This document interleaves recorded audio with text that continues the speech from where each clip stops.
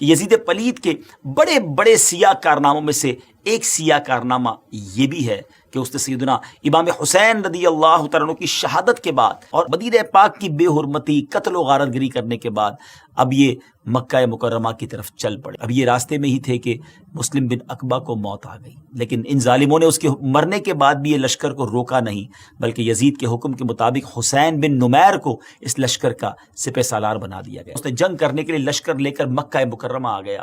یزید کی طرف سے حسین بن نمیر سے کہا گیا کہ کچھ بھی ہو جائے قریش کی دھوکہ بازیوں سے بچ کر رہنا اور ان کے ساتھ صرف تیروں اور گھوڑوں سے مقابلہ کرنا، یعنی سلوح میں نہ پڑ جانا۔ یعنی دوسرے لفظوں میں ان کو کام ہی یہ دیا گیا تھا کہ لڑائی کرنی ہے، مارنا ہے، سلوح کی بات نہیں کرنی ہے۔ ان ظالموں کو مکے پہ حملہ ہی کرنا تھا۔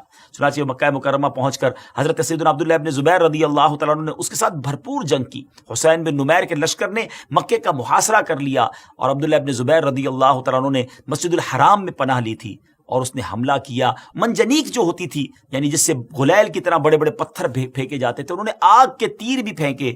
خانہ کعبہ کے پردے اور چھت میں آگ لگ گئی۔ مکے کا محاصرہ اور حضرت عبداللہ ابن زبیر رضی اللہ تعالیٰ عنہ ان کے ساتھیوں سے جنگ جاری تھی کہ یزید کے مرنے کی خبر شامیوں تک پہنچی۔ وہ متفرق ہو گئے، وہ گھبرا گئے۔ حسین بن نمیر بھی بھاگ نکلا۔ یزید کی موت کے بعد مروان بن حکم نے لوگوں کو اپنے ہاتھ پر بیعت کرنے کا کہا۔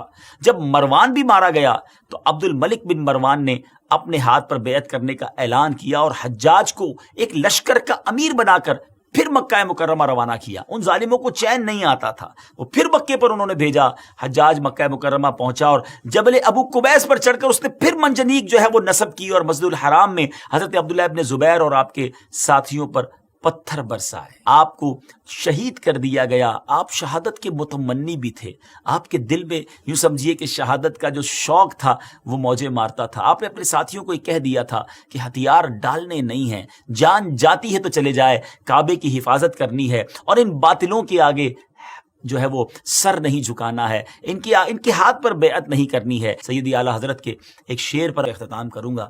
وہ فرماتے ہیں کہ کروں مدح اہل دول رضا، پڑے اس بلا میں میری بلا، میں گدا ہوں اپنے قریب کا، میرا دین پارائے نہ نہیں۔ ہمارا دین روٹی کا ٹکڑا نہیں ہے کہ اس کو سیل کرتے رہیں، اس پہ کمپرومائز کرتے رہیں، جیسا دیس ویسا بھیس۔ یہ عجیب سا جملہ ہے۔ نہیں جناب، جیسا بھی دیس مصطفیٰ والا بھیس، سنتوں والا بھیس، یہاں عاشق رسول والا بھیس۔